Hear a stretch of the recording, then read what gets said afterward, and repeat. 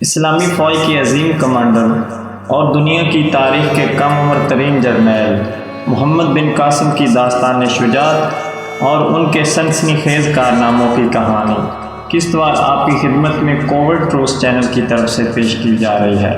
تو جلدی سے ہمارے یوٹیوب چینل کو سبسکرائب کر لیں اور ویڈیو پسند آنے کی صورت میں لائک اور شیئر کریں، ساتھ ہی بیل آئیکن کو ضرور پریس کریں تاکہ ہماری آنے والی ہر نئی ویڈیو کا نوٹیفیکیشن آپ کو مل سکے۔ شکریہ۔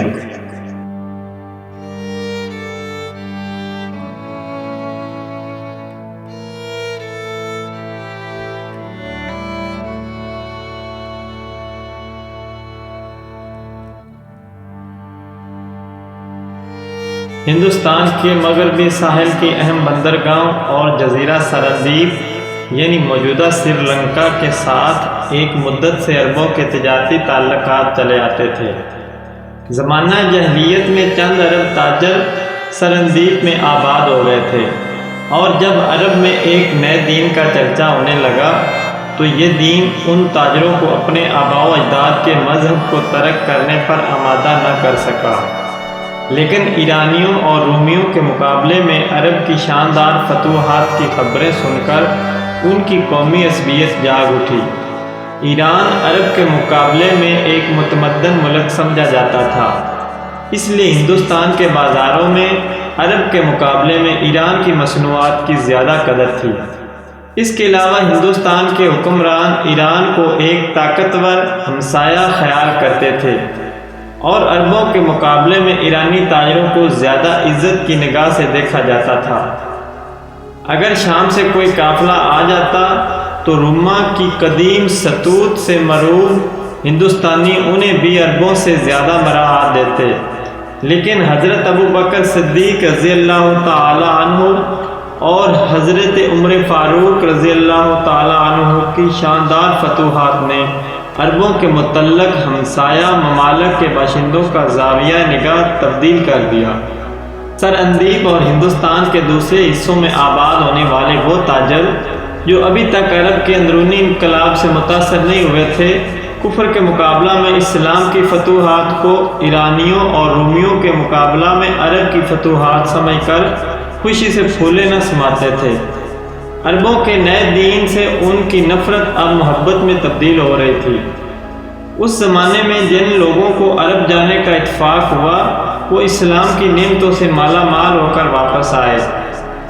عبد الشمس عرب تاجروں کا سرگروہ تھا۔ اس کا خاندان ایک مدت سے سرندیپ میں آباد تھا۔ وہ اسی جزیرے میں پیدا ہوا اور اسی جگہ آباد ہونے والے ایک عرب خاندان کی لڑکی سے شادی کی۔ جوانی سے بڑھاپے تک اس کے بحری سفر بھی سرندیپ سے کاٹھیا واڑ تک محدود رہے۔ اسے یہ بھی معلوم نہ تھا کہ عرب میں اس کے خاندان کے دوسرے افراد کون ہیں اور کس جگہ رہتے ہیں۔ دوسرے عربوں کی طرح وہ بھی مادر وطن کے ساتھ اس وقت دلچسپی لینے لگا جب یرموک اور قادسیہ میں مسلمانوں کی شاندار فتوحات کی خبریں دنیا کے ہر گوشے میں پہنچ چکی تھیں۔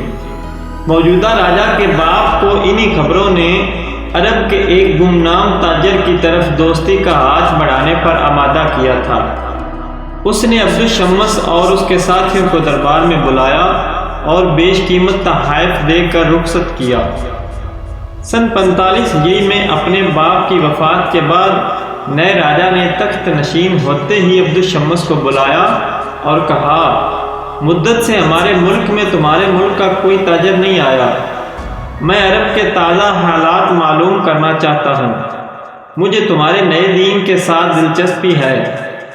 اگر تم وہاں جانا پسند کرو تو میں تمہارے لیے ہر سہولت مہیا کرنے کے لیے تیار ہوں۔ عبد الشمس نے جواب دیا، آپ کے منہ سے میرے دل کی دبی ہوئی آواز نکلی ہے، میں جانے کے لیے تیار ہوں۔ 5 عرب تاجروں کے سوا باقی سب عبد الشمس کا ساتھ دینے کے لیے تیار ہو گئے۔ 10 دن بعد بندرگاہ پر ایک جہاز کھڑا تھا اور عرب اپنے بال بچوں سے رخصت ہو رہے تھے۔ عبد الشمس کی بیوی فوت ہو چکی تھی۔ اس نے سینے پر پتھر رکھ کر اپنی اکلوتی بیٹی کو الوداع کہا۔ اس لڑکی کا نام سلمہ تھا۔ شہر میں کوئی شخص ایسا نہ تھا جو اسے نسوانی حسن کا بلند ترین معیار تصور نہ کرتا ہو۔ شاہ سوار اسے تندو سرکش گھوڑوں کو دوڑاتے اور بہترین تیراک اسے خوفناک آبشاروں میں کودتے اور سمندر میں مچھلی کی طرح تیرتے دیکھ کر دم بخود رہ جاتے تھے۔ عبدالشمس کی روانگی کے 20 دن بعد کاٹھیا واڑ کے طائروں کا ایک جہاز بندرگاہ پر رکا اور عبدالشمس اور اس کے 2 ساتھیوں نے اتر کر یہ خبر سنائی کہ ان کا جہاز اور دوسرے ساتھی سمندر کی لہروں کا شکار ہو چکے ہیں، اور اگر کاٹھیا واڑ کے طائروں کا جہاز وقت پر نہ پہنچتا تو وہ بھی چند سانس اور پانی میں ہاتھ پاؤں مارنے کے بعد ڈوب جاتے۔ راجا نے اس حادثے کی خبر نہایت افسوس کے ساتھ سنی۔ سندھی طائروں کے سردار کا نام دلیپ سنگھ تھا۔ راجا نے اسے دربار میں بلایا اور 3 اربوں کی جان بچانے کے عوض اسے 3 ہاتھی انعام دیے۔ راجا کو مہربان دیکھ کر دلیپ سنگھ اور اس کے ساتھیوں نے وہاں آباد ہونے کا خیال ظاہر کیا۔ راجا نے خوشی سے ان کی یہ درخواست منظور کی اور شاہی خزانے سے ان کے لیے مکان تعمیر کروا دیے۔ چند سال کی وفادارانہ خدمات کے بعد دلیپ سنگھ راجا کے بحری بیڑے کا افسر اعلیٰ بنا دیا گیا۔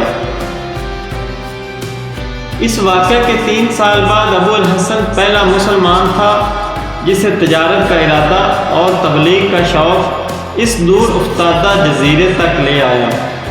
کئی ہفتوں کے سفر کے بعد ایک صبح ابو الحسن اور اس کے ساتھی جہاز پر کھڑے سرندیپ کے سرسبز ساحل کی طرف دیکھ رہے تھے۔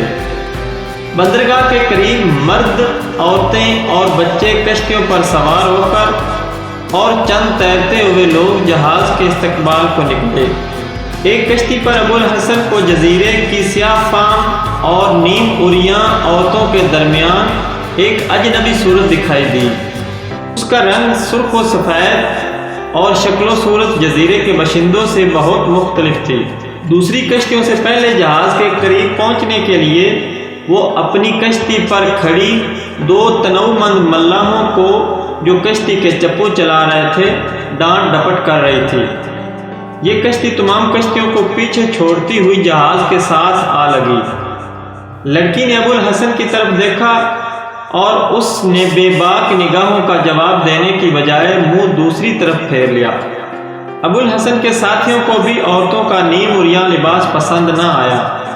حسین لڑکی نے جہاز والوں کی بے اعتنائی کو اپنی توہین سمجھتے ہوئے سرندیپی زبان میں کچھ کہا، لیکن جہاز پر سے کوئی جواب نہ آیا۔ اچانک ابو الحسن نے کسی کی چیخ پکار سن کر نیچے دیکھا۔ کشتی سے 8-10 گز کے فاصلے پر وہی خوبصورت لڑکی پانی میں غوطے کھا رہی تھی اور کشتی والے اس کی چیخ و پکار کے باوجود سخت بے اعتنائی سے اس کی طرف دیکھ رہے تھے۔ ابو الحسن نے پہلے رسی کی سیڑھی پھینکی، لیکن جب اس بات کا یقین ہو گیا کہ لڑکی کے ہاتھ پاؤں جواب دے رہے ہیں اور وہ سیڑھی تک نہیں پہنچ سکتی تو وہ کپڑوں سمیت سمندر میں کود پڑا، لیکن لڑکی اچانک پانی میں غائب ہو گئی اور وہ پریشان ہو کر ادھر ادھر دیکھنے لگا۔ اتنی دیر میں بہت سی کشتیاں جہاز کے گرد جمع ہو چکی تھیں اور جزیرے کے باشندے کہکے لگا رہے تھے۔ ابو الحسن نے 3 مرتبہ غوطہ لگانے کے بعد دل برداشتہ ہو کر سیڑھی کی رسی پکڑ لی اور وہ جہاز پر چڑھنے کا ارادہ کر رہا تھا کہ اوپر سے اس کا ایک ساتھی چلانے لگا، وہ ادھر ہے، جہاز کے دوسری طرف، وہ ڈوب رہی ہے، شاید کسی مچھلی نے پکڑ رکھا ہے۔ مقامی عورتوں اور مردوں نے پھر کہکا لگایا۔ ابو الحسن لڑکی کے جہاز کی دوسری طرف پہنچنے کی وجہ نہ سمجھ سکا۔ تشویش اور حیرانی کے ملے جلے جذبات کے ساتھ اس نے جلد ہی پھر غوطہ لگایا اور جہاز کے نیچے سے گزرتا ہوا دوسری طرف پہنچ گیا۔ وہاں کوئی نہ تھا، اوپر سے اس کا وہی ساتھی شور مچا رہا تھا، وہ ڈوب گئی، اسے مچھلی نگل گئی۔ ابو الحسن مایوس ہو کر پھر دوسری طرف پہنچا۔ اس دفعہ لوگوں کے کہکے میں اس کے ساتھی بھی شریک تھے اور ایک عرب نے کہا، آپ آ جائیے، وہ آپ سے بہتر تیر سکتی ہے۔ ابو الحسن نے خسیانہ ہو کر سیڑھی پکڑ لی، لیکن ابھی ایک ہی پاؤں اوپر رکھا تھا کہ کسی نے اس کی ٹانگ پکڑ کر پانی میں گرا دیا۔ اس نے سنبھل کر ادھر ادھر دیکھا تو لڑکی تیزی سے سیڑھی پر چڑھ رہی تھی۔ ابو الحسن جہاز پر پہنچا تو اس کے ساتھی پریشان سے ہو کر جزیرے کی لڑکی کے کہتے سن رہے تھے۔ لڑکی نے ابو الحسن کی طرف دیکھ کر عربی زبان میں کہا، مجھے آپ کے بھیگ جانے کا بہت افسوس ہے۔ لڑکی کے منہ سے عربی کے الفاظ سن کر سب کی نگاہیں اس پر جم کر رہ گئیں۔ ابو الحسن نے پوچھا، کیا تم عرب ہو؟ لڑکی نے ایک طرف سر جھکا کر دونوں ہاتھوں سے اپنے سر کے بالوں کا پانی نچوڑتے ہوئے جواب دیا، ہاں میں عرب ہوں۔ ایک مدت سے ہم عربوں کے جہاز کی راہ دیکھا کرتے تھے۔ میں آپ کو خوش آمدید کہتی ہوں۔ آپ کیا مال لائے ہیں؟ ایک عرب لڑکی کو اس لباس میں دیکھنا ابو الحسن اور اس کے ساتھیوں کے لیے ناقابل برداشت تھا۔ وہ پریشان ہو کر ایک دوسرے کی طرف دیکھ رہے تھے۔ لڑکی نے اپنے سوال کا جواب نہ پا کر پھر پوچھا، میں پوچھتی ہوں آپ کیا مال لائے ہیں؟ آپ حیران کیوں ہیں؟ کیا عرب عورتیں تیرنا نہیں جانتی؟ آپ کیا سوچ رہے ہیں؟ اچھا میں خود دیکھ لیتی ہوں۔ ابو الحسن نے کہا، ٹھہرو، ہم گھوڑے لائے ہیں، میں تمہیں خود دکھاتا ہوں۔ لیکن میں حیران ہوں کہ اس جزیرے کے عرب ابھی تک زمانہ جاہلیت کے عربوں سے بدتر زندگی گزار رہے ہیں۔ کیا انہیں انسانوں کا سا لباس پہننا اور مردوں سے حیا کرنا کسی نے نہیں سکھایا؟ لڑکی کا چہرہ غصے سے سرخ ہو گیا۔ اس نے جواب دیا، کیا یہ انسانوں کا لباس نہیں، معلوم ہوتا ہے کہ تمہارے گھر تک اسلام کی روشنی ابھی تک نہیں آئی۔ یہ کہہ کر ابو الحسن نے ایک جبہ اٹھایا اور لڑکی کے کندھوں پر ڈال کر بولا، اب تم ہمارا جہاز دیکھ سکتی ہو۔